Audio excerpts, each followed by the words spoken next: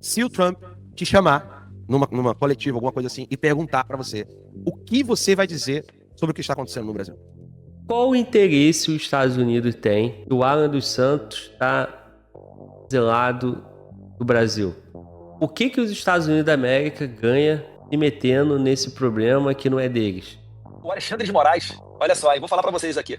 Ele vai morrer pela sanha de vingança dele contra o Alan dos Santos. Temos uma entrevista aqui com o Eduardo na revista Timeline, né? Então vamos reagir. Bom dia para vocês. É a primeira vez que eu tô entrando para falar sobre esse assunto, né? A notícia é recente, mas eu estava há muitos dias já pensando, né, no que. Olha ele aí, Alan dos Santos. Alan dos Santos. E aí, mano, volta. Alan dos Santos mandou um abraço pro 38. Ah, foi? Foi. Ou o 38 mandou um abraço pra ele, né? Vamos lá.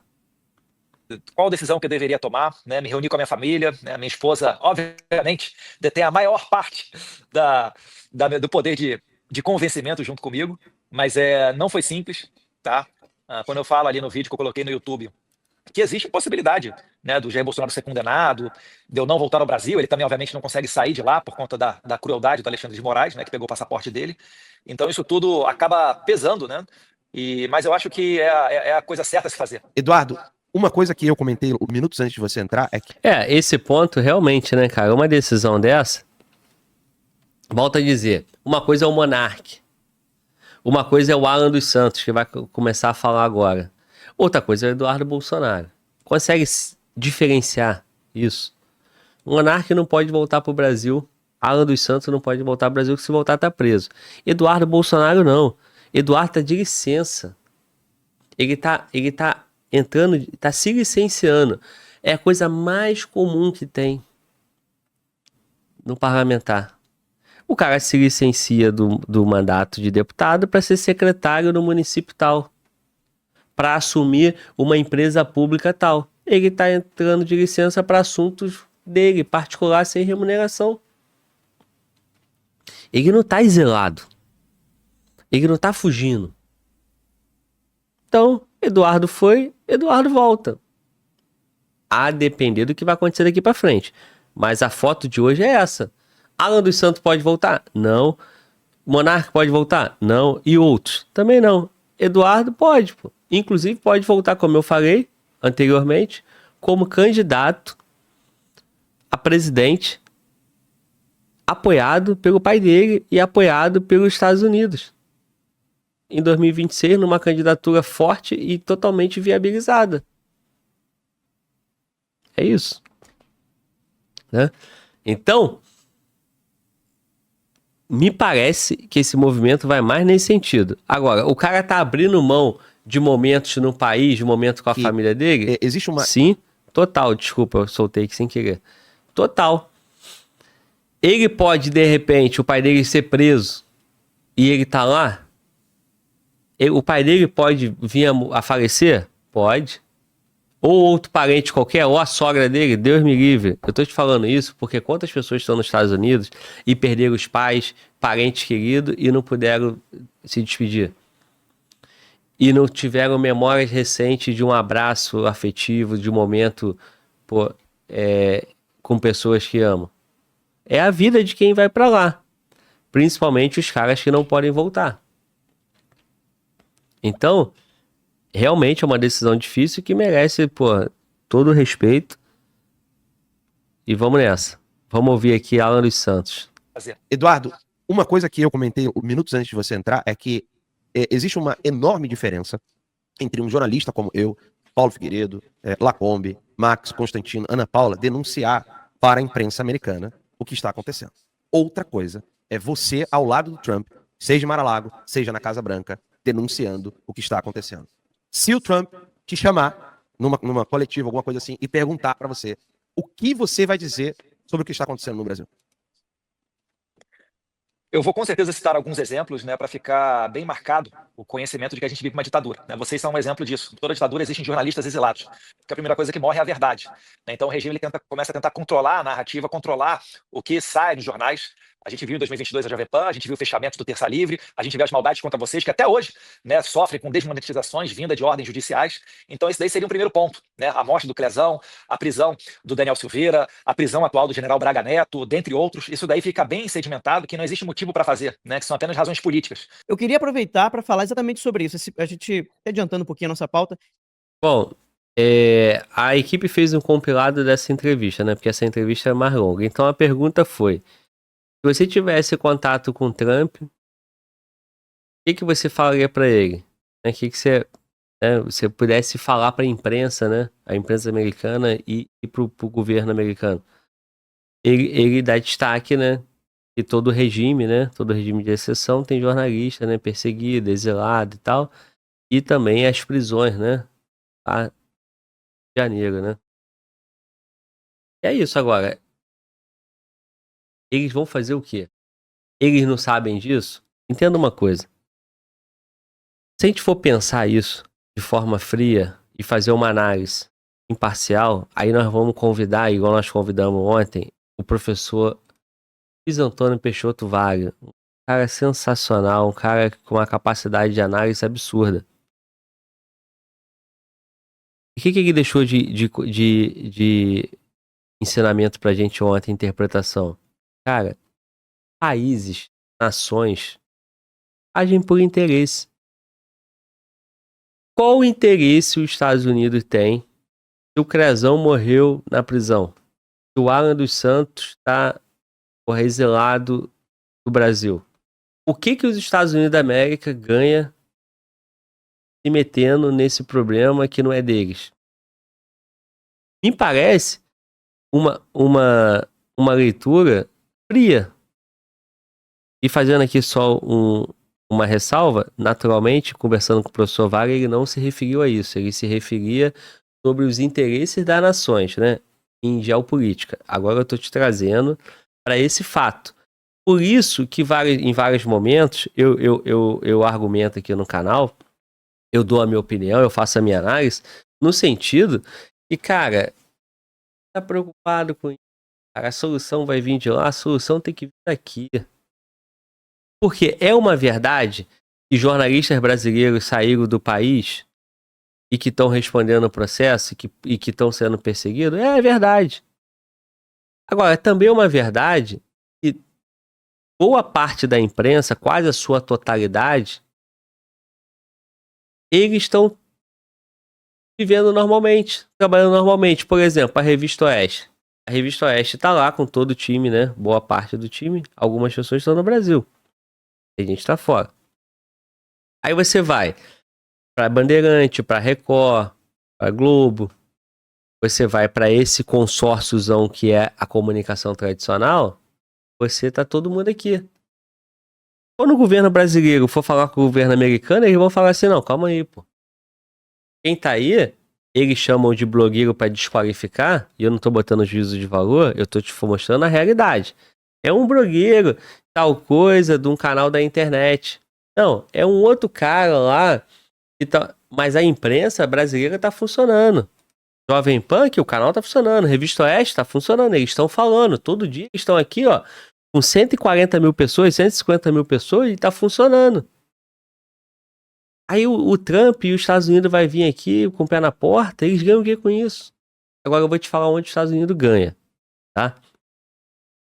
Eu não posso afirmar, mas eu já fiz a minha leitura política aqui. Eu posso estar errado. Problema algum. Eu vi dessa forma. Se não se confirmar, era uma opção e não prosperou. O Eduardo Bolsonaro foi para os Estados Unidos. Ele abriu mão legalmente, entrou de licença, como eu posso entrar, qualquer outro servidor público pode entrar de licença. E abriu mão do vencimento do salário dele. Ele tem outra fonte de renda, a família apoiou ele e ele foi pra lá. Ele não tem problema com a justiça, ele não tá inelegível, nada. Ele pode voltar de lá com apoio político para a campanha de 2026. E nesse apoio político, ele ganhando a eleição em 26, aí sim os Estados Unidos começam a ganhar. E aí sim começa a ter um interesse dos Estados Unidos da América em resolver o problema do Brasil, porque o presidente atual pode ser um grande aliado deles. Daí pode vir acordos, né? E pode vir coisas de interesse dos Estados Unidos da América. Aí você tem a certeza que o governo dos Estados Unidos da América e o Trump podem, sim, de fato, mudar a realidade no Brasil. Do mais, cara, sofrimento pessoal meu, seu, de Alan dos Santos, de Crezão, de Débora, de qualquer outra pessoa, eles não estão nem aí, cara, porque eles não ganham nada com isso. Agora, se vier de lá uma possibilidade, uma terra rara, uma exploração de alguma coisa, um contrato, né? Alguma coisa que interesse eles no futuro, com um presidente acordado já e combinado, aí a história muda. Olha o que o Trump está fazendo na Ucrânia. Lá na Ucrânia, eles estão tentando o cessar-fogo, chegar num acordo com o Putin, mas os Estados Unidos bancou a guerra da Ucrânia em 350 bilhões e agora eles estão cobrando a conta, né? Que é os minerais raros da Ucrânia, né? Que são usinas elétricas, né? Da Ucrânia. Então, a conta é essa. Eu vou ajudar, eu quero a paz, eu quero um cessar-fogo porque eu quero explorar o que tem aí dentro, pô. Como que eu vou botar uma empresa americana aí para explorar isso se tá em guerra? Aí é diferente, né? E outra coisa, Ucrânia, essa riqueza sua agora é minha, porque eu te dei 350 bilhões e tu não vai pagar a conta. Brasil, Eduardo Bolsonaro, tu vai ser o presidente em 2026. Vai suceder teu pai. Eu vou te apoiar. Elon Musk não pode ter financiamento, né? Eu acho. Financiamento estrangeiro, a lei não permite. Mas vamos lá que vai ter uma empresa aqui brasileira que vai bancar. Não pode ter financiamento de empresa mais no Brasil também, né? Mas vamos lá. Vai ter coisas que vão fortalecer Eduardo Bolsonaro. E Bolsonaro ganhou. Em algum momento essa conta vai ser acertada. Ou tu acha que os caras vão vir aqui por humanidade? Não acredite nisso porque não faz sentido. Certo? Não é porque eu não quero. E também não vai acontecer porque você quer muito. Você entende isso? O mundo dos homens, o mundo geopoliticamente, o mundo das nações de poder é diferente da nossa vontade pessoal, do nosso desejo, do nosso sentimento. Então, fique aí com essas observações. Eu posso estar errado, eu posso estar certo. Se faz sentido para você e você quiser digitar digita 1. Deixa teu comentário. E é isso. O tempo é o senhor da razão. Ali na frente nós vamos saber se faz sentido, se o Glauber está fazendo uma leitura razoável ou não. Né? Vamos nessa. Esse pacote de sanções que foi anunciado, que primeiro seria contra o Alexandre de Moraes, mas que pode se estender aí no prazo de 120 dias para outras autoridades, como outros ministros do STF, outros juízes e até delegados da Polícia Federal. Como é que o senhor está vendo essa questão aí das sanções que o governo Trump pode dar contra autoridades do Brasil?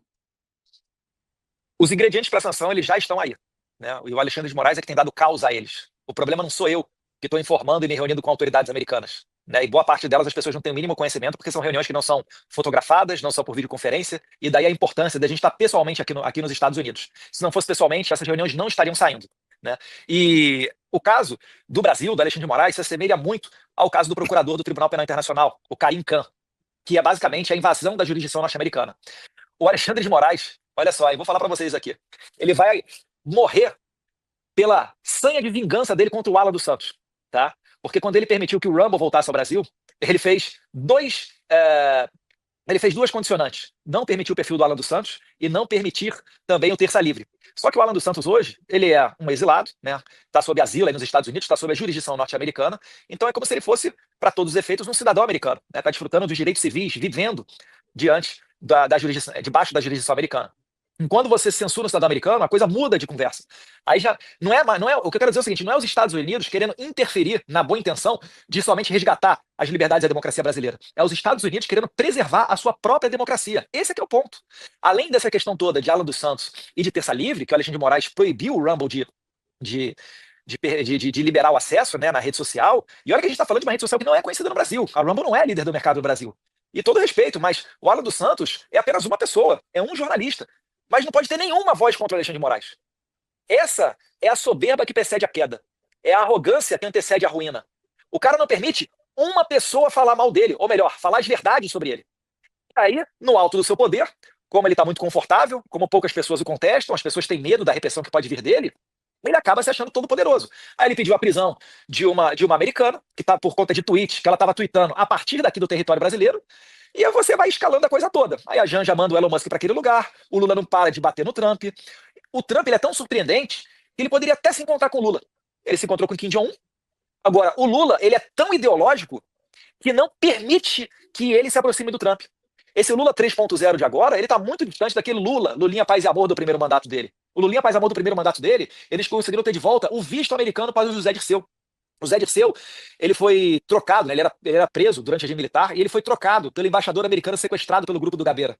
E desde então... O que ele tá falando aí, cara, é sobre essa punição, né? Essa possível punição ao Alexandre de Moraes, né? E que depois teria uma extensão em 120 dias para outras pessoas, para outras autoridades. E aí o Eduardo tá explanando sobre essa forma como o Alexandre de Moraes ele vai dando ordens e decisões judiciais, e quando ele tenta pegar o Alan dos Santos, ele extrapola o limite da jurisdição dele e avança no dos Estados Unidos. A questão é, tudo isso realmente é um argumento válido, pode ter uma legislação lá. O Alan dos Santos como exilado. Porém, para os Estados Unidos da América influenciar e ter um atrito diplomático com o Brasil, com a Suprema Corte do Brasil, eles não vão fazer isso por conta de um cara exilado. Vai, gente. Aí, tudo que eu tenho para contribuir, eu já falei. É aquela parte do interesse e tal. É algo mais profundo e que interesse mais a eles. Porque se for assim, cara, tem americano tendo problema em todo lugar do mundo. Tem exilado lá de diversos lugares do mundo, e nem por isso os Estados Unidos vai ficar lá gastando dinheiro, recurso, energia para resolver o problema de outro país. Agora não. Quando tiver interesse deles, tiver dinheiro e interesse estratégico, aí eles vão, pô. É isso. Vamos. O Zé Dirceu é a persona não grata nos Estados Unidos. No primeiro mandato do Lula, eles conseguiram reverter isso. Fazer uma política de boa vizinhança, aproximação. E naquele tempo, não era o Trump, mas era outro republicano. Agora, o Lula está mergulhado, né, nessa questão toda ideológica, ele está cego, talvez por ver que ele tem menos tempo de vida, já passou de mais metade da vida dele, como o Bolsonaro fala, né? Tem mais tempo de retrovisor do que de Porra, o vídeo tava horrível, né? A qualidade tava sem foco, olha como melhorou. para-brisa. Esteja querendo fazer acontecer aqui na Terra a engenharia social que ele militou e pensou a vida inteira dele, né? O paraíso socialista. Então ele está querendo acelerar as coisas e tem metido os pés pelas mãos. Então, esse ambiente todo, quando chega aqui para os Estados Unidos, não chega apenas Alexandre de Moraes. Chegam várias pessoas juntos. E comparando com o caso do Karim Khan, o procurador do Tribunal Penal Internacional, quando o Karim Khan foi sancionado por invadir a jurisdição americana, não foi só ele.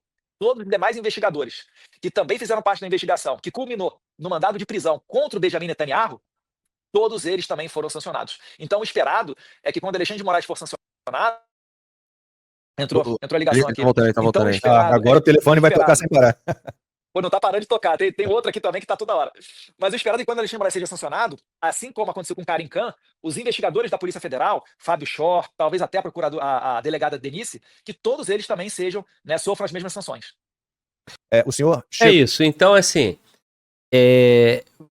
O Alexandre de Moraes seria sancionado, pode ser sancionado, e todo mundo que trabalhou, né? Os assessores dele, né? Ali dentro tem delegado, ali dentro tem procurador, ali dentro tem um monte de gente, outros juízes seriam também. É como se a punição fosse pra mim e se estendesse ao Mano Walter e toda a equipe do canal. Né? Beleza. Isso pode acontecer, vai prejudicar essas pessoas individualmente, essas pessoas vão alegar, né? E o governo brasileiro vai defender essas pessoas porque eles estão na atribuição do cargo, você concordando, eu concordando, uma parte da sociedade concordando ou não, eles estão institucionalmente trabalhando em nome do Brasil. Pode ser que entenda isso. Beleza. Ainda que isso aconteça, incomodou eles no CPF individualmente. Vai causar um freio?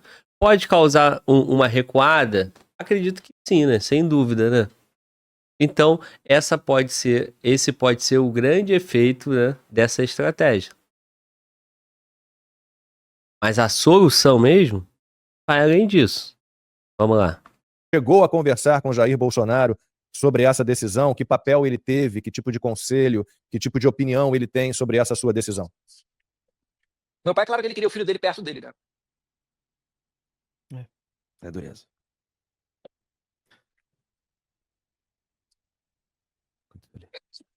O cara se emociona, né? É dureza.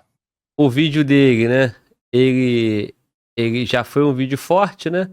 E aí o cara pergunta, né? Que o pai dele apoiou, né? Isso. É difícil. A gente tá aguardando só o deputado. Claro, a pergunta... Falaram que o Renan chorou, né? Isso. Mas o Eduardo parece estar chorando de verdade. Pô. O do Renan eu não vi. Eu vou reagir ao vídeo do Renan. Mas esse choro aqui, né? Vamos ver a cara dele. A gente entende a situação, é uma situação muito delicada, é uma decisão muito difícil. Muito difícil. Tem muita gente aqui no chat dizendo, inclusive, que Jair Bolsonaro deveria dar um jeito de escapar, de fugir. A gente, como disse o deputado, tudo se encaminha para a conclusão desse jogo de cartas marcadas com uma condenação. O pessoal é insensível, né, cara? O chat é muito insensível. O Lucas Torres falou, família de chorão, que pariu. Pô, guerreiro, tem que pegar mais leve aí, né, cara? O cara vai ficar lá um tempão, né? Pode acontecer um monte de coisa aqui com o pai, pô. O cara se emocionou, pô. Não seja tão cruel, né? Não, mano, volta. Pô, o cara não pode nem chorar, pô, pensando no pai, né? Agora, realmente, né? Se o Renan chorou, o Eduardo chorou, o Jair chora também, pô, realmente, aí... E também não deixa de ser verdade, né? Agora, tem que ver os motivos, né, cara? Pô, não seja cruel, né? Vamos lá. Do Jair Bolsonaro, num processo absolutamente absurdo, denúncias fajutas, delação fajuta, tortura, né, no meio desse processo todo, abusos, arbítrios, ilegalidades.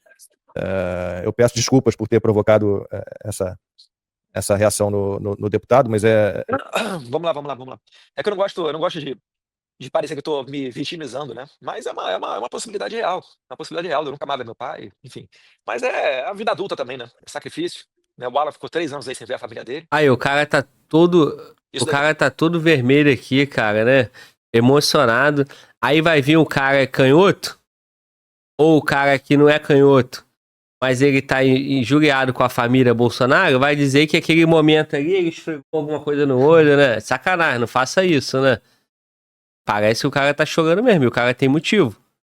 Principalmente porque se ele...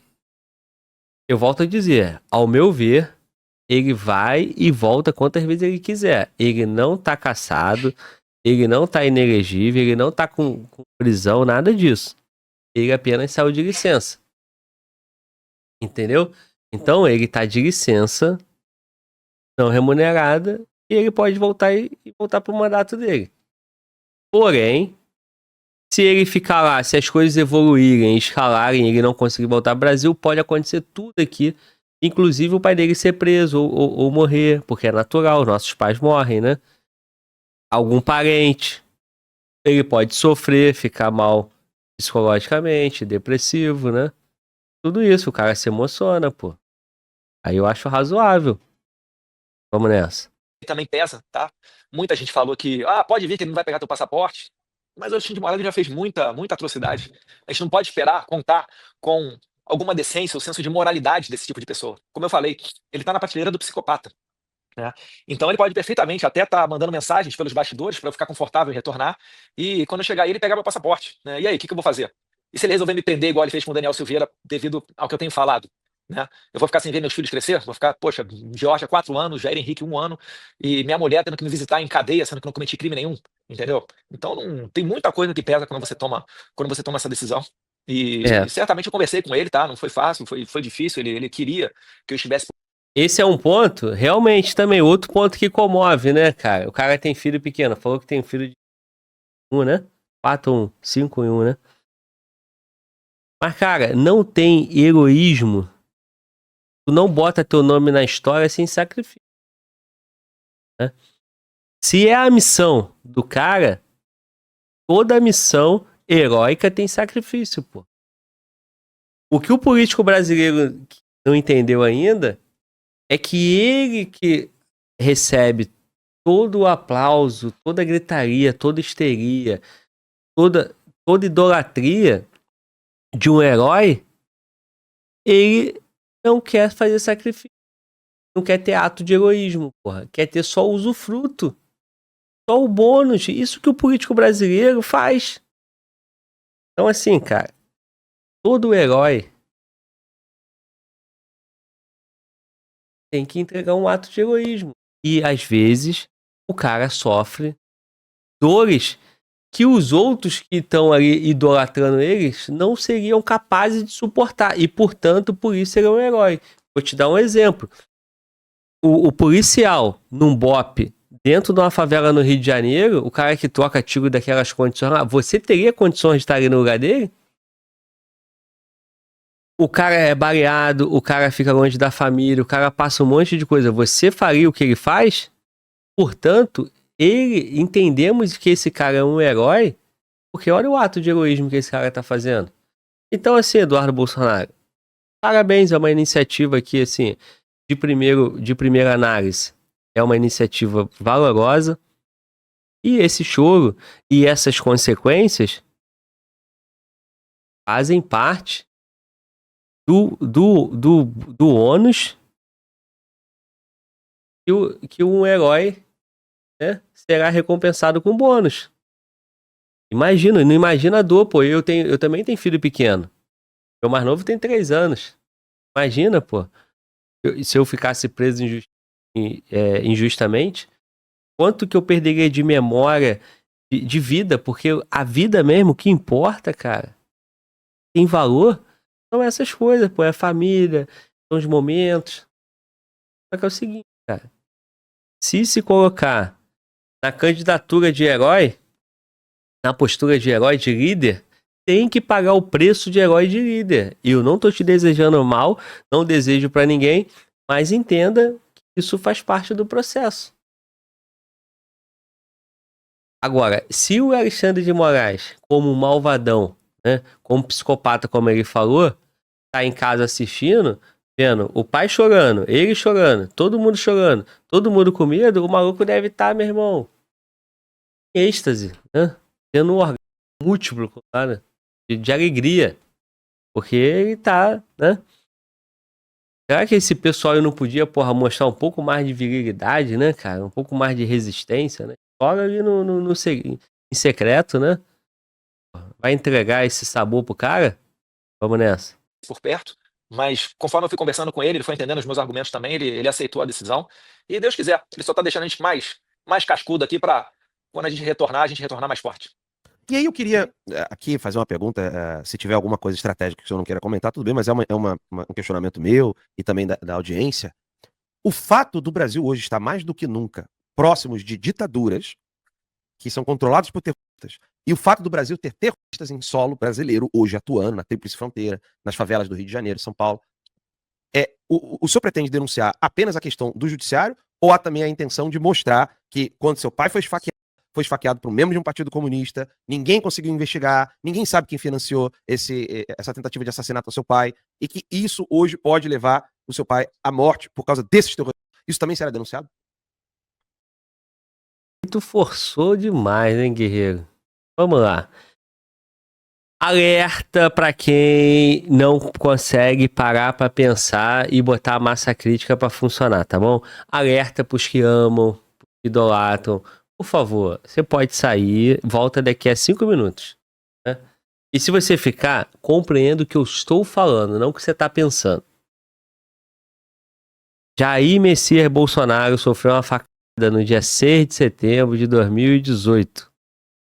Né? Ela véspera do feriado 7 de setembro, em Juiz de Fora. Um cara chamado Adélio Bispo. Adélio Bispo era afiliado ao PSOL. Adélio Bispo queria matar o Bolsonaro e impedir que ele se tornasse presidente. Estava bem na pesquisa e tal. Isso foi um ato cruel, uma covardia, um ato que poderia dizer até como um atentado terrorista, um atentado para impedir que o Brasil tivesse o presidente que queria? Sim. Adélio Bispo agiu sozinho? Me parece que não. Eu acho razoável que aquilo foi pensado, planejado? Acho. Eu acho que faz sentido que ele tenha uma estrutura por trás? Total. Total. Opinião. Olhando em casa, assistindo o jornal. Agora, a fala do Alan dos Santos, ela não é verdadeira. Por quê? O Bolsonaro foi eleito e ele governou o país. Portanto, como presidente, ele nomeou o ministro da Justiça. Ele nomeou um diretor da PF. E no governo dele, a PF na mão dele... Não dizem que a PF come na mão do Alexandre de Moraes? Não dizem que a PF come na mão do Lula? No governo dele, ele não conseguiu provar, em várias investigações, em vários inquéritos que a PF fez, ligação do Adélio Bispo com outras pessoas. Do jeito que o Alan dos Santos fala, parece que isso aconteceu no governo Lula, pô. Mas não, foi no governo do Bolsonaro, pô. Aí também não, pô. Aí vamos ser, pô, né? Ah, Glaubo, o que eu posso estar sendo agora, cara? Inocente, o que é? Ou eu ou você? Porque olha o que ele acabou de falar. Me parece uma forçação de barra, cara. Vamos. Se tiver alguma coisa estratégica que o senhor não queira comentar, tudo bem, mas é um questionamento meu e também da audiência. O fato do Brasil hoje estar mais do que nunca próximos de ditaduras que são controladas por terroristas, e o fato do Brasil ter terroristas em solo brasileiro hoje atuando na Tríplice Fronteira, nas favelas do Rio de Janeiro, São Paulo. Ok. O senhor pretende denunciar apenas a questão do judiciário ou há também a intenção de mostrar que quando seu pai foi esfaqueado por um membro de um partido comunista, ninguém conseguiu investigar, ninguém sabe quem financiou essa tentativa de assassinato do seu pai, e que isso hoje pode levar o seu pai à morte por causa desses terroristas? Isso também será denunciado? Com certeza, Alan. Durante as conversas, a gente entra em alguns desses assuntos, né? O envolvimento dos... Ninguém sabe, mas o Bolsonaro teve 4 anos para descobrir e não descobriu. Quem era mais interessado em descobrir isso do que ele? Quem tinha toda a estrutura do Estado, PF, ABIN e etc. Para ter informação? Bolsonaro. Quem sofreu a facada? Bolsonaro. Quem foi eleito presidente em 2018? Bolsonaro. Cara, se ninguém sabe, é porque ou não tem mesmo, ou porque foi incompetente, porra, de descobrir. Ponto. Por fazer uma conexão de uma coisa com a outra me parece desonestidade intelectual. Né? Vou falar essa porra, senão daqui a pouco eu vou tomar um dedão no meio da cara. Né? Vai que, porra, né? Manda eu retirar o que eu falei. Vai ficar ruim pra mim, vai ter que chamar o 38. Vamos. Os narcoterroristas dominando aqui a América do Sul. A gente só está falando as autoridades americanas com o senhor. Sim. Nessas reuniões. Né? Existe essa preocupação, sim. Eu acabei que eu não peguei a resposta. Vamos lá, perdão. Dos narcoterroristas dominando aqui a América do Sul. A gente só está falando as autoridades americanas com o senhor. Sim. Nessas reuniões. Né? Existe essa preocupação, sim. Aqui no Brasil, nos Estados Unidos, eles vivem uma crise de fentanil, né? É uma droga sintética nova, mas que tem feito... É igual no Brasil tem os cracudos, aqui é a mesma coisa, só que não o crack. Né? É um outro tipo de droga, e eles estão muito preocupados com isso. E foi bandeira, durante a eleição do Trump, ele combater esse tipo de coisa. Então, quando começa a se falar da participação do Brasil, envolvimento com narcoterrorismo e etc., isso tudo vem à tona. E onde tem droga, tem esses grupos aí também, terroristas, que eles fazem uso, né, desse dinheiro para se sustentar. Aí, a resposta do Eduardo foi bem honesta, hein? Bem honesta. Se eu critiquei a construção que o Alan dos Santos fez, tem que elogiar a resposta do Bolsonaro. Pelo menos, né? A parte que a equipe me trouxe aqui e me apresentou, ele não rendeu esse negócio de Adério Bispo. Porque, porra, até hoje ninguém sabe, isso aí, pelo amor de Deus, não cola.